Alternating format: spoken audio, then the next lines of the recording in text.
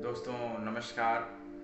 मैं कवि भानु प्रताप मिश्रा आप सबका अपने चैनल पर स्वागत करता हूं। दोस्तों आज जो प्रसंग आप सबके समक्ष लेकर के आया हूं वो कोई नया नहीं है। अभी तो हमारी एक सीरीज चल रही है कामायनी, उसका भाग 3 लेकर के आया हूं मैं आज आप सबके समक्ष। प्रथम सर्ग चिंता का भाग 3 आप सबके सम्मुख में पेश करता हूं। भाग 2 तक आपने सुना और खूब सारा प्यार दिया, उसके लिए मैं आप सबका तहे दिल से शुक्रिया अदा करता हूँ। भाग 3 को भी आप लोग जितना प्यार दे सके उतना दें, और अगर कुछ और नया चाहते हैं तो मुझे कमेंट करके बताएं, मैं उस पर अवश्य कोशिश करूँगा कि बनाई जाए। अधिक समय न लेते हुए मैं आप सबके समक्ष भाग 3 शुरू करता हूँ। वह अनंग पीड़ा अनुभव सा, अंग भंगियों का नर्तन, मधुकर के मरंद उत्सव सा, मंदिर भाव से आवर्तन।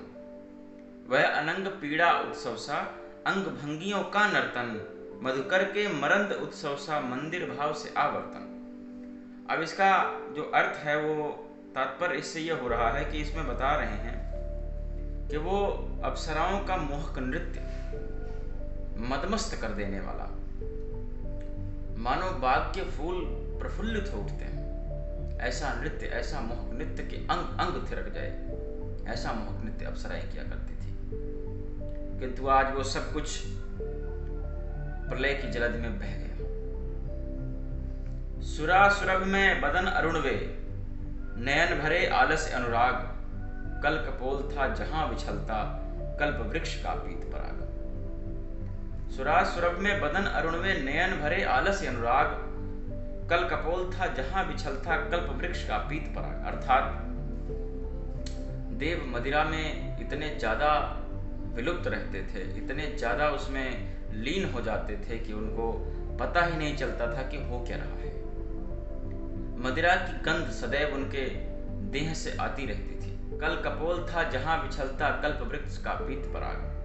अब इसमें यह बताया जा रहा है कि जैसे कपोल अर्थात गाल, कल्प वृक्ष का पीत पराग अर्थात पीले रंग के फूल, कल्प वृक्ष के पीले रंग के ऐसे फूल होते हैं जो इतने मोहक और इतने सुगंधित होते हैं कि वातावरण को पूरी तरह से प्रफुल्लित करते हैं। जो ये माहौल हुआ करता था, आखिर वो सब कहाँ चला गया, ये सोचकर मनु व्याकुल हो रही है। विकल वासना के प्रतिनिधि वे, सब मुरझाए चले गए, आह जले अपनी ज्वाला से, फिर में जल में जले गए।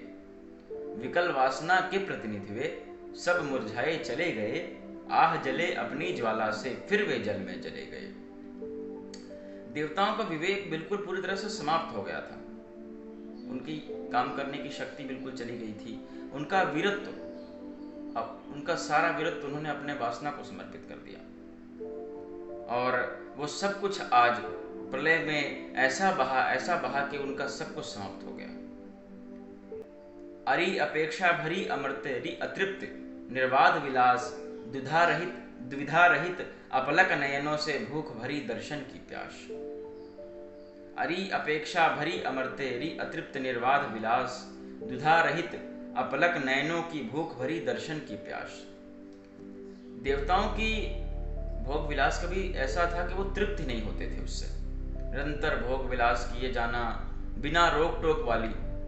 जब किसी चीज से अंकुश हट जाए तो वो प्रलय का रूप धर लेती है। प्रलय ऐसा नहीं कि वो समस्त पृथ्वी या समस्त ब्रह्मांड को नष्ट कर दे।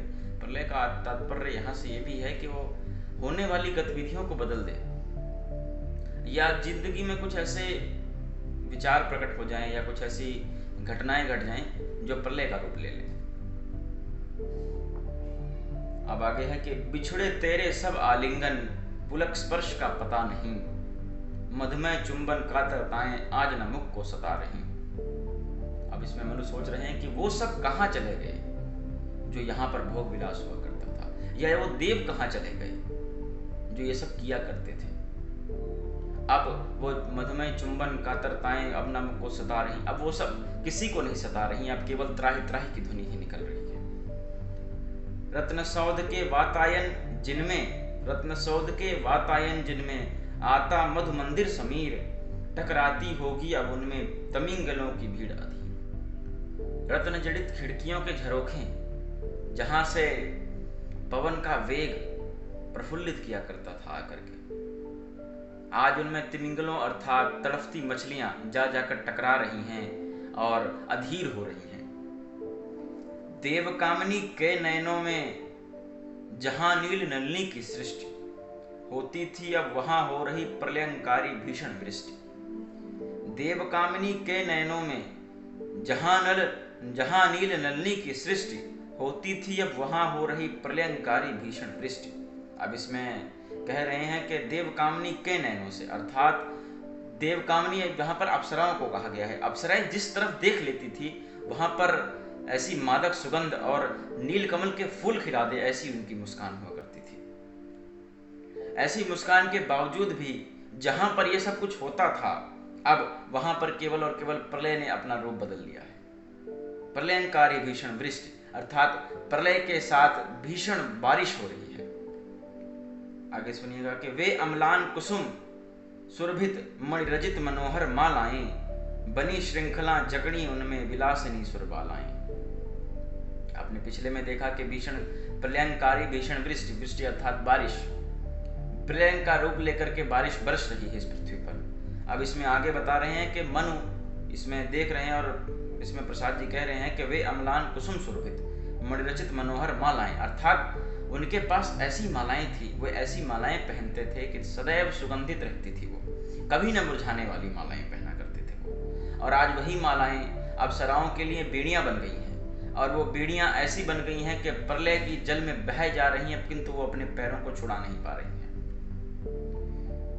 देव यजन के पशु यज्ञों की वह पूर्णाहुत की ज्वाला, देव यजन के पशु यज्ञों की वह पूर्णाहुत की ज्वाला, जलनिधि में बन जलती कैसे आज लहरियों की माला। अब इसमें बताया जा रहा है कि देव अपने यज्ञों की पूर्ति के लिए, अपने अनुष्ठान की पूर्ति के लिए, अपने काम की पूर्ति के लिए निर्दोष जानवरों की बलि दिया करते थे। तो कहाँ तक पृथ्वी, कहाँ तक प्रकृति इन बातों को बर्दाश्त कर पाती। आखिर आज उसका मन भर आया और ज्वालामुखी और प्रलय के रूप में उसने विस्फोट कर दिया।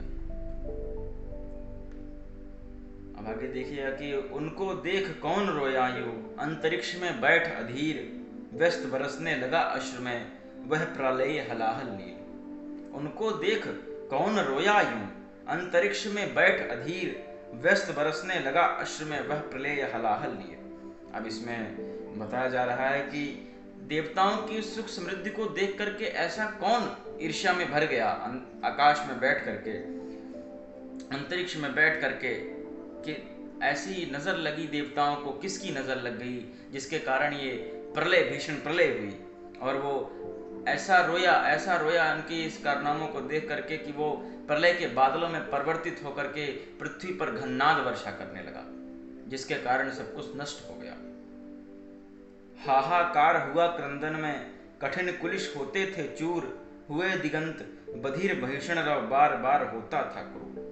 हाहाकार हुआ क्रंदन में, कठिन कुलिश होते थे चूर, हुए दिगंत बधिर भीषण रव बार बार होता था क्रूर। अभी देखिए इसमें कुछ चीजें ऐसी हैं जिसके अर्थ बताना जरूरी है। क्रंदन में अर्थात चीखों से भरी ध्वनि, या इसका आप एक तात्पर्य ले सकते हैं कि रोने की आवाज।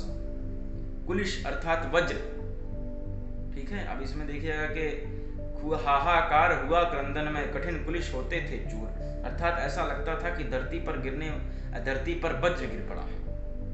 इंद्र का जो वज्र है वो धरती पर बिजली के रूप में गिर पड़ा है, और उसके गिरने से हाहाकार अर्थात ऐसी त्रासदी मच गई, क्रंदन में परिवर्तित हो गया वो सब कुछ। वो दृश्य ऐसा हो गया कि लोग त्राही त्राही करते हुए चीखने लगे, सब कुछ परिवर्तित होता चला गया महाप्रलय की जलद में। दिग्दाहों से धूम उठे या जलधर उठे क्षितिज तट के, सघन गगन में भीम प्रकंपन झंझा के चलते झटके। दिग्दाहों से धूम उठे या जलधर उठे क्षितिज तट के, सघन गगन में भीम प्रकंपन झंझा के चलते झटके। अब इसमें बताया जा रहा है कि वातावरण धुंध से भर गया, चहुदिशी पूरी तरह से धुंधकार में हो गई, कुछ नहीं दिख रहा था। और तूफान इतनी तेज प्रगति से आया, ऐसा लगता था कि जो तूफान आया है वो प्रकाश की गति से आया है, और इतना तेज तूफान लगता था कि प्रकाश की गति से पकड़ करके कोई हिला रहा हो, झकझोर रहा हो। इस प्रकार वो तूफान लगता था। अंधकार में मलिन मित्र की धुंधली आभा लीन हुई, वरुण व्यस्त थे घनी कालिमा, स्तर स्तर जमती पीन हुई। अब इसमें बताया जा रहा है कि अंधकार में मलिन मित्र की, अर्थात मित्र यहाँ पर संबोधित किया गया है सूर्य भगवान को। एक उनका उपनाम है मित्र, भगवान सूर्य का। अंधकार में मलिन मित्र की धुंधली आभा लीन हुई, इसमें यह कहना चाह रहे हैं कि इतनी ज्यादा वो तेज प्रगति से तूफान आया। जो नीचे की लाइन है, स्तर स्तर जमती पीन पीन, अर्थात सघन हो गई। वो तूफान इतना सघन हो गया, इतनी सघन कालिमा हो गई कि प्रकाश अर्थात सूर्य का प्रकाश भी उस आभा को चीर नहीं सका। इतनी ज्यादा वो तेज गति से आया और सब कुछ काला कर दिया, अर्थात सब कुछ ही सघन रूप से कालिमा बिखेर कर चला गया। अब इसमें दूसरी लाइन, धुंधली आभा लीन हुई, सूर्य की जो आभा है वो लीन हो गई, अर्थात उनकी रोशनी उसमें लीन हो गई। वरुण व्यस्त थे घनी कालिमा, स्थिरतर जमती पीन हुई। अब इसमें बताया जा रहा है कि जो वरुण देव हैं वो व्यस्त थे।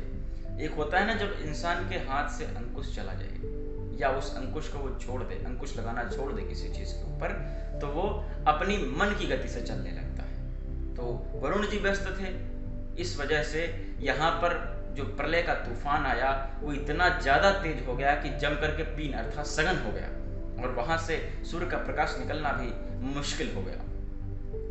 पंचभूत का भैरव मिश्रण, शंपाओं का शकल निपात, उल्का लेकर अमर शक्तियां खोज रही ज्यों खोया प्रात। अब इसमें देखिए कि पंचभूत का भैरव मिश्रण, शंपाओं का शकल निपात, उल्का लेकर अमर शक्तियां खोज रहा ज्यों खोया प्रात। अब इसमें दो तीन चीजें ऐसी हैं जिसका अर्थ बताना जरूरी है। पंचभूत अर्थात पांचों तत्वों से बना ये पूरा ब्रह्मांड, हम सब, जल, अग्नि, वायु, पृथ्वी, आकाश, पंचभूत ये हो गए। शंपाओं अर्थात बिजली, निपात अथवा विनाश, पंचभूत का भैरव मिश्रण, पृथ्वी, जल, आकाश, वायु, गगन, ये सब कुछ मिल करके ऐसा मिश्रण हो गया, उस तूफान के साथ इस तरह से मिल गया कि बिजली के रूप में इस तरह गिरने लगा कि सब कुछ विनाश करने लग गया, सब कुछ नष्ट करने लग गया। ऐसा लग रहा था मानो कि इंद्र का वज्र टूट पड़ा हो इस पृथ्वी के ऊपर। और उल्का लेकर अमर शक्तियां खोज रही जो खोया प्रात, उल्का अर्थात तारे, जो तारे हैं वो भी टूटने लगे, उनकी शक्तियां क्षीण होने लगी। और वो जो उल्का होता है, जो चमकता हुआ तारा होता है, और वो अपनी चमक के साथ नए जीवन की तलाश में इधर उधर भटकने लग गया। तो दोस्तों, अभी तक मनु को समझ नहीं आया कि वो क्या देख रहे हैं, ये सब कैसे हुआ। मनु के लिए अभी भी ये बात अपने दिल तक लेकर के आना, अपने जहन तक लेकर के जाना कि ये कैसे था और अब कैसे हो गया, थोड़ा मुश्किल हो रहा है अभी उनको, और इस समय से उभरने में अभी उनको काफ़ी समय लगेगा। तो मनु को आज हम यहाँ पर इस सर्ग के आज यहीं पर हम छोड़ करके चले जाते हैं। तो मनु को आज हम यहीं पर छोड़ देते हैं। अगले सर्ग में आप लोग देखेंगे कि क्या होगा, उसके लिए देखना ज़रूर है और चैनल को सब्सक्राइब ज़रूर कीजिए। आगे आप अगर कुछ चाहते हैं इस चैनल पर नया, कोई नई बुक या कुछ किसी व्यक्ति विशेष के बारे में जानकारी, तो मुझे अवश्य कमेंट बॉक्स में बताइए। मेरा नंबर वहाँ पर मिल जाता है, मुझे आप मैसेज भी कर सकते हैं, और अगर कुछ कारणवश आप मुझसे बात भी करना चाहें तो कर सकते हैं बेझिझक। आपका बहुत बहुत शुक्रिया। नमस्कार।